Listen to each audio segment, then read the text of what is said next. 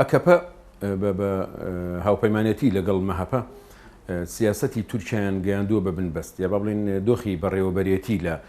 تورکیا گەیشتووە بە بنبەست لە ڕووی ناوخۆیەوە تووشی شکستی هەرەمەزن بوون، تووشی شکست و داڕمانێکی زۆر گەورە بوون بەرامبەر بە جەماوەر و بەرامبەر بە دەنگدەرەکانیان و مەترسی زۆریان هەیە بۆ هەڵبژاردنەکانی داهاتووی تورکیا لە 2023دا بۆ سەرۆکایەتی و بۆ پەرلەمانیش لەبەرەوە ڕێژەی دەنگەکانیان چاوەڕوانی ئەوەی لێ ئەکرێت کە زۆر دابەزین بە خۆیەوە ببینێ و حزبی نوێ بۆ نمونە ئەوەی کە عەلی بابەجان و ئەو عەبدوڵای جول و ئەحمەد داودۆغڵ و ئەوانە کە بەتەمان حزبی نوێ پێک بهێنن لە ئەکەپە جیابوونەتەوە لە دامەزرێنەرانی ئەکەپن ئەمانە هەمووی اینجا هەڵبژاردنەکانی 23 حوزەیرانی ڕابردوو ئەمانە هەمووی نامە و مەسجی زۆر گرنگن یعنی کاریگەرن لەسەر چارەنووسی دەسەڵاتەکەی ئەکەپە مەهەپە لە تورکیادا لەبەرەوە ئەمەی کە کردویانە تۆڵەکردنەوەیە لە گەلی کورد چونکە گەلی کورد ڕۆڵی یەکلاکەرەوەی بینی لە هەڵبژاردننی شارەوانیەکانی تورکیادا بەوەی کە ئەکەپەی تووشی ئەو شکستە گەورەیە کرد لەبەرەوە چاوەڕوان کراوە بوو کە ئەکەپە و مەهەپە تۆڵە بستێننەوە ئەمە لایەنێکێتی لایەنی دووەمیان ئەوەیە کە تورکیا بەرەو دۆخێکی زۆر مەترسیدارە ڕوە یعنی ئەمە پەشیمان بوونەوەیە ئەمە پاشگەز بوونەوەیە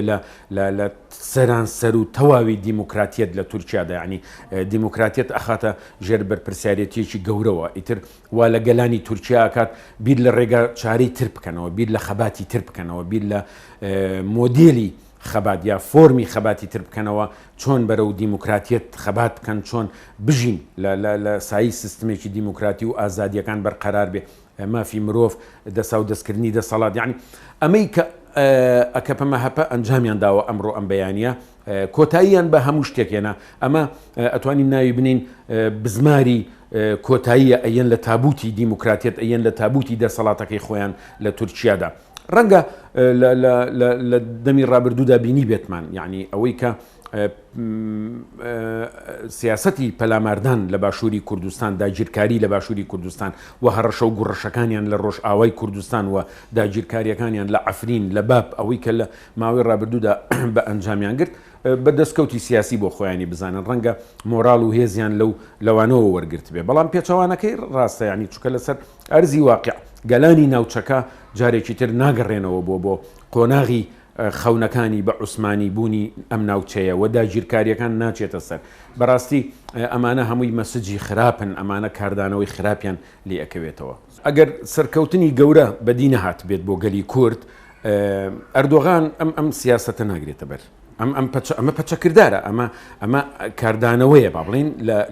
لە دژی ئەو دەستکەوتە مەزنانەی گەلی کورد و گەلانی ئازادی خواست گەلانی دیموکراتی خواست لە تورکیا بەدەستیان هێناوە لەبەرەوە هەمیشە سیستمە تۆتالیتارە دیکتاتۆرەکان دەسەڵاتدارەکان پەنا ئەبەنە بەر قەمع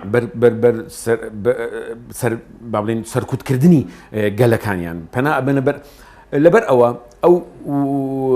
لێدوانەی بەڕێز ئۆجالان هەڵسەنگاندنێکی قوڵی استراتیژی فەلسەفی و ئایدۆلۆجی بۆ دۆخەکە کردووە بۆیە ئەو لێدوانەی داوە چونکە تەسەوری ئەوەی کردووە کە ئەکەپە و مەهەپە هەنگاوی مەترسیداریان لە پێشە هەڕەشەیان کردووە چونکە ئەمان نایشارنەوە ئەمان لە هەموو لێدوانەکانیانە لە میتینگەکانیانە لە کۆبوونەوە جەماوەریەکانیانە لە کۆبوونەوەی حزبەکەیانە بە بەردەوامی هەڕەشە ئەکەن هەڕەشە لە باشووری کوردستانەکەن هەڕەشە لە ڕۆژاوای کوردستانەکەن یعنی هەڕەشە لە دەستکەوتەکانی گەلی کورد و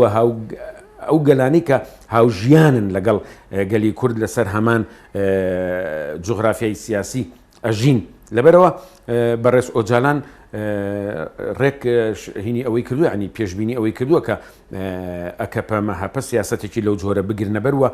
چاوەڕوان ئەکرێت شتی لەمە خراپتریش بکەن ڕێک ئەمەیان تەواوە ئەڵێ ئێمە ئەوەی خۆمان باوەڕمان پێیەتی هەر ئەوەیە جگە لە بیرکردنەوەی خۆمان لەو بازنەیە کە خۆمان بیری تیاکەینەوە هیچ گەلێکی تر بوونی نییە هیچ ئاینێکی تر بوونی نییە هیچ ئاینزایەکی تر بوونی نییە هیچ ئایدۆلۆژیایەکی تر بوونی نابێ هیچ حزب و ڕێخستنێکی سیاسی بوونی نابێ هەبێ ئەسڵەن ئەبێت ئەوەی کە ئێمە باوەڕمان پێیەتی ئەبێ هەر ئەوە بێ یەک ئاڵا یەک زمان یەک نەتەوە یەک سوپا یەک سەرۆک یعنی ئەمە ئەو عقلیەتەیە کە